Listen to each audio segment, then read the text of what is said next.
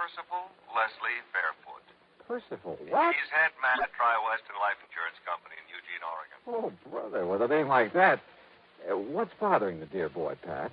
Exactly $50,000. Yeah, how'd he lose it? He didn't. He wants to give it to the beneficiary of a life insurance policy. What's the name of this beneficiary? Jonathan Doe, also of Eugene, Oregon. Jonathan. John Doe? That's Now, right. wait a minute. That's You right. sure this isn't a gag of some kind? Hardly. I have a photostat of the policy right here in front of me. Okay, Pat, I'll take your word for it. I also take it that Percy wants to hand over the money but can't find this John Doe. Right. But maybe you can.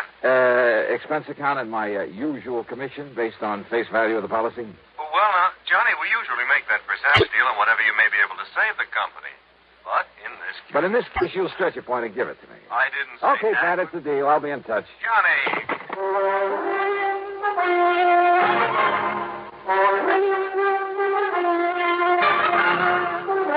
CBS Radio brings you Bob Bailey in the intriguing adventures of the man with the action-packed expense account, America's fabulous freelance insurance investigator. Yours truly, Johnny Dollar.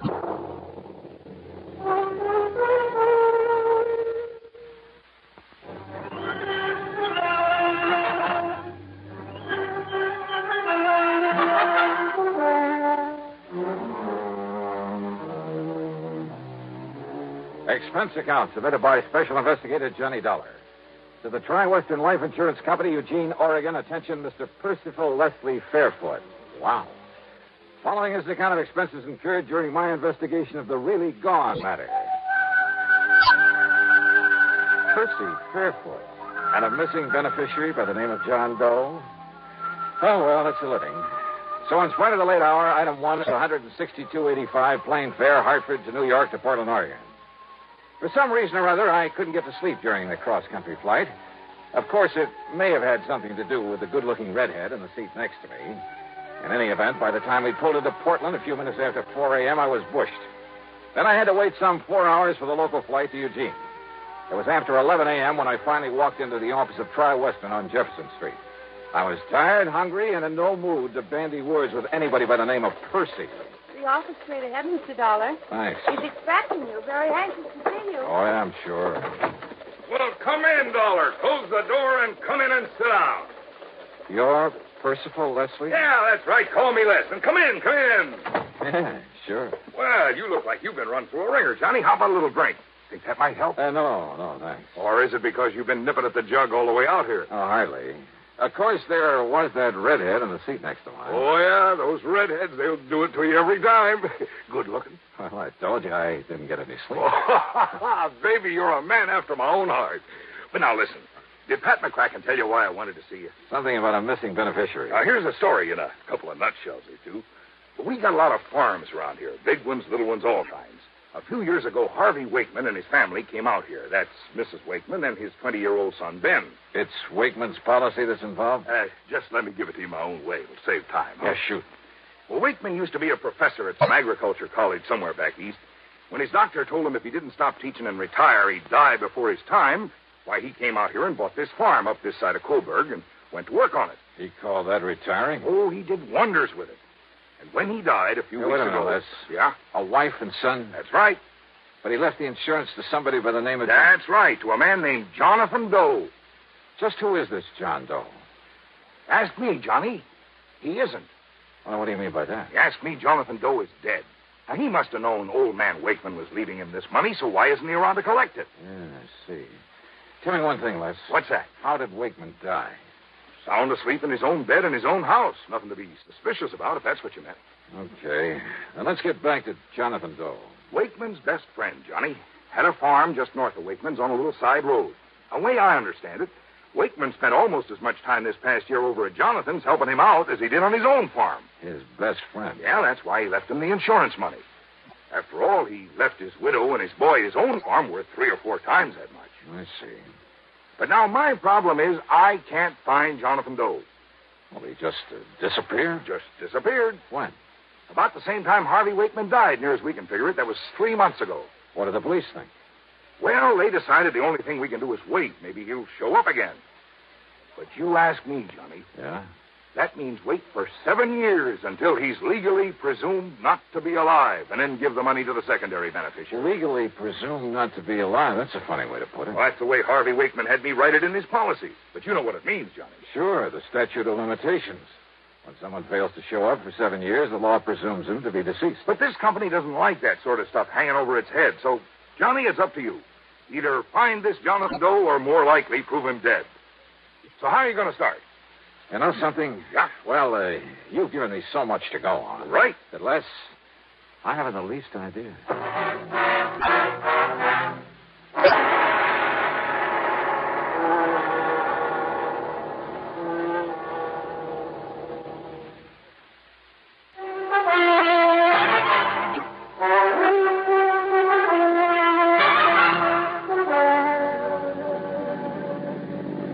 Expense account item 2, $50 deposit on a rental car after a big lunch at Les Fairfield's expense. I crossed the Willamette, then drove north. A couple of miles this side of Coburg, I found the prosperous-looking Wakeman farm. As I pulled up in front of the house, a clean-cut young fellow in blue jeans came over to the car. Afternoon, mister. Can I help you? I'm Ben Wakeman. Yeah, hiya, Ben. My name's Johnny Dollar. Dollar? Insurance investigator. Oh. Oh, then you must be here because of Jonathan Doe. Yeah, that's right. Sure save you people a lot of time and trouble if Mr. Doe showed up, wouldn't it? Any idea what might have happened to him, Ben? Me? Why, no, sir. Well, I have, Mr. Dollar.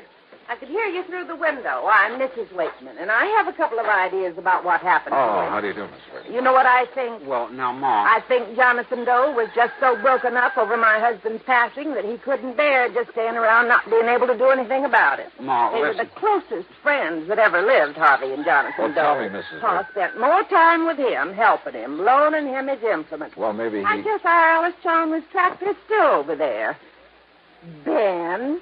I know it is, Ma. And as soon as Mr. Waverly says it's All okay, right, I'll... all right. Yes, Pa spent more time with him lately than he did here. And with the shock of Pa's going, well, I just think he went away. Ma, I don't mean to argue with you, Ben, the more you say no, the more I believe it's true. You just know the best way to keep me thinking something is to say it isn't so. You're just like your father was. You said you had 2 ideas, Mrs. Wakeman. Well, of course, Mr. Dollar. Any reason why this Jonathan Doe wasn't just, well, murdered? Ma, please. Any reason you know of why somebody might have murdered him? Well, no, but just the same, it's a possibility, isn't it? What sort of a man was Jonathan Doe? Well, according to Pa. No, I mean in your own opinion.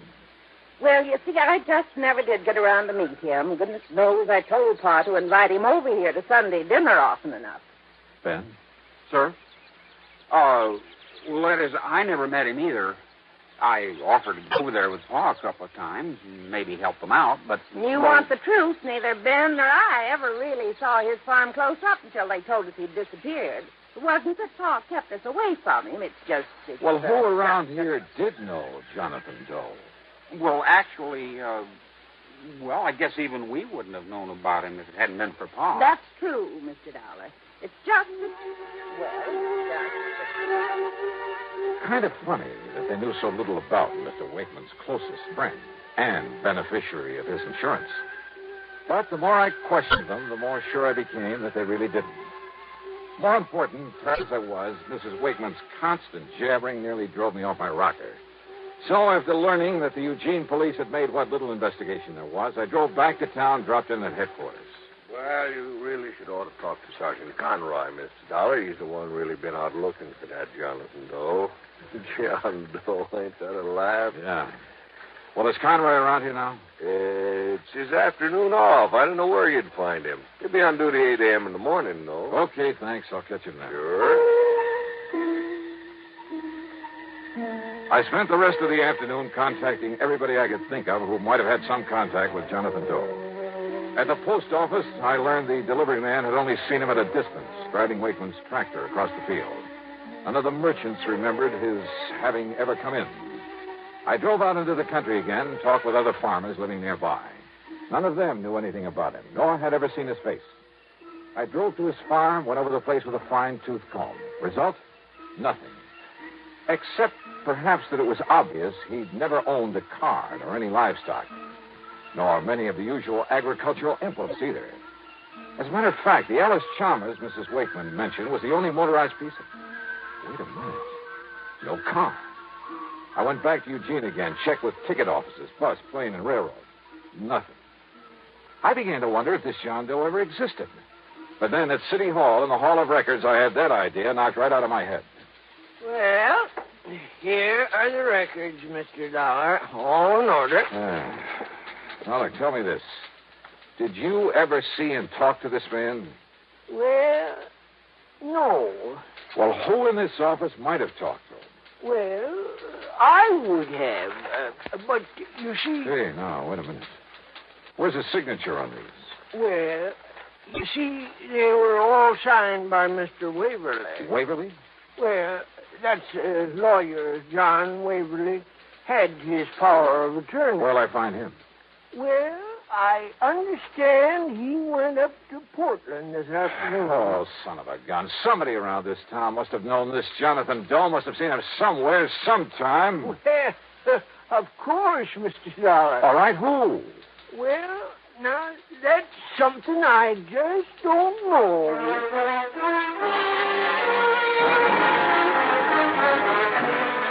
It was late, and I was beat, so I grabbed dinner in a room at the Barclay, that's item 3, 1170, and spent the next 9 hours getting some much-needed sleep. Item 4, first thing in the morning, $1.85 for breakfast. Then I barged on over to police headquarters again. Sergeant Conroy was cooperative enough, but not very helpful, if you know what I mean. Well, you've learned just about as much about Jonathan Doe in one afternoon as I have in 3 months. Yeah, but, Sergeant, it just doesn't make sense that no one, not one, around here is... Well... If only I didn't know young Ben so well. Man. You've seen him? Chip off the old block, just as hard-working, just as honest as his father was. Well, what about him? Well, anybody else but him, I'd have locked him up first and asked the questions later. What are you talking about? Speaking of that, do you ever get so many answers to questions you didn't ask as when Mrs. Wakeman started Wait a minute, yakking listen, away? Conroy. Nice enough woman, I guess. I always did feel sorry for Mr. Wakeman having that mouth of hers around all the time. Wait a minute, will you? What do you mean about young Ben? The insurance, What? Secondary beneficiary, you know. It's Ben who gets that money if Jonathan Doe never shows up? That's right. Well, at least that's... You're sure of that? Well, that's what I understood from Les Fairfoot. He's the... Yeah, I know who he is. But why he didn't tell me that? Conroy, I'll see you later. Now, look, Dollar, I told you about that boy. That boy is somebody I want to find out more about for myself.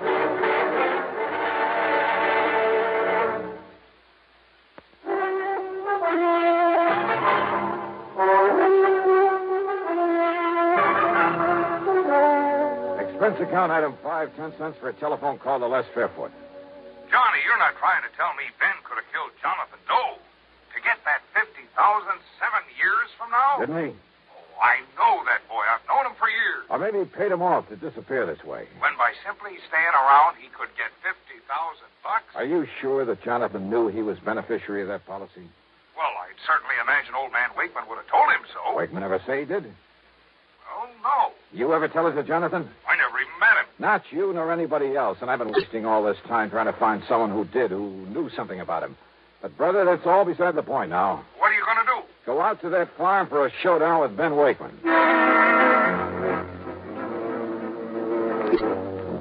Showdown? I'm afraid I kind of made a fool of myself trying to trick that boy into confessing that he disposed of Jonathan Doe. He had an answer for everything. But I mean a straightforward, honest, eye-to-eye answer.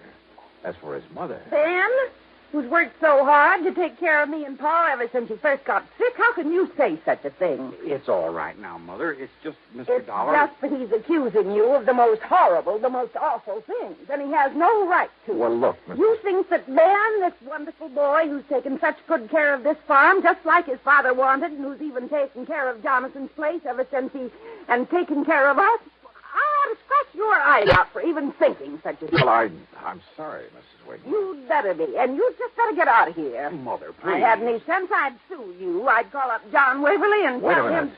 Waverly? That's right. Lawyer Waverly. He was Dad's attorney, Mr. Dollar. Your father's too? Of course.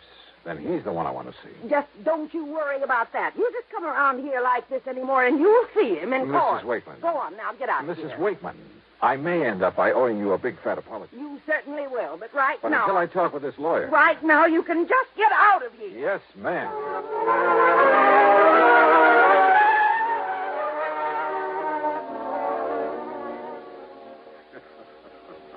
Well, I can't say that you were very wise, Mr. Dollar, trying to, shall we say, cross swords with Mrs. Wakeman. You see, she was one of the reasons Harvey Wakeman spent so much time on the farm of Jonathan Doe. Just to get some peace and quiet. Yeah? Now, Mr. Waverly, let's stop beating around the bush. Are you going to tell me something about this John Doe? No. No. You're the one person I found. You had his power of attorney. You're the one person who must have seen him, must have known him. No, Mr. Dollar. No, what? What are you talking about? Did you see Wakeman's insurance policy? I know about it, naturally. First beneficiary, Jonathan Doe. Right. The money to go to the second beneficiary. That's Ben Wakeman. Yes. At such time as Jonathan Doe legally is presumed not to be alive. Sure, when the statute of limitations runs out at the end of 7 years. But it's kind of a screwy way to put it. I hadn't put it that way. Huh? To said until such time as Jonathan Doe legally is presumed deceased would have meant nothing. What? That's right.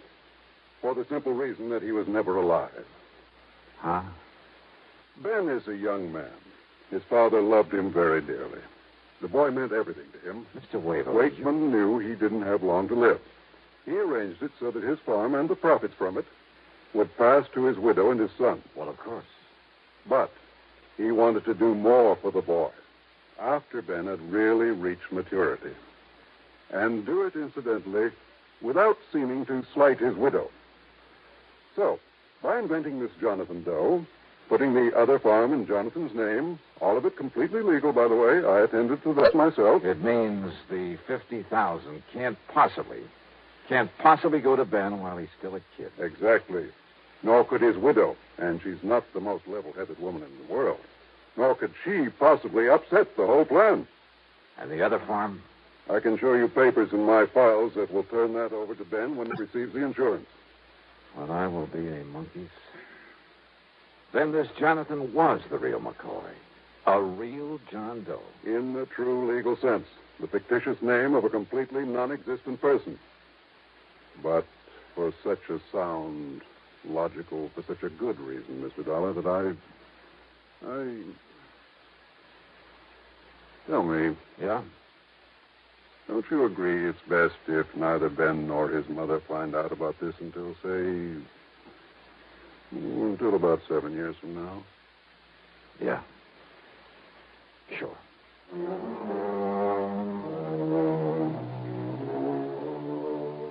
So, Les, you can just hold this $50,000 payment outside and outstanding for a while. And don't forget to keep up the interest on it. Also, I think you have sense enough to keep your mouth shut about it.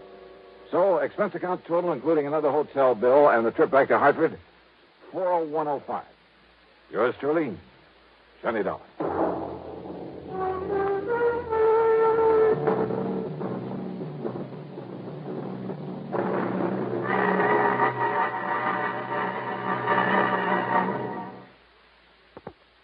Now, here is our star to tell you about next week's story. Next week, a very clever device to cover a murder. And it almost worked.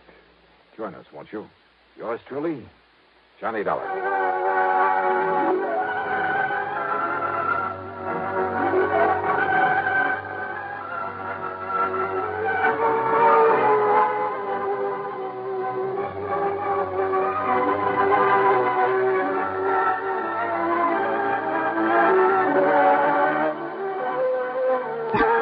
Yours truly, Johnny Dollar, starring Bob Bailey, originates in Hollywood and is written, produced, and directed by Jack Johnstone. Heard in our cast were Virginia Gregg, Lawrence Dobkin, Marvin Miller, Sam Edwards, Junius Matthews, Stacey Harris, and Bart Robinson.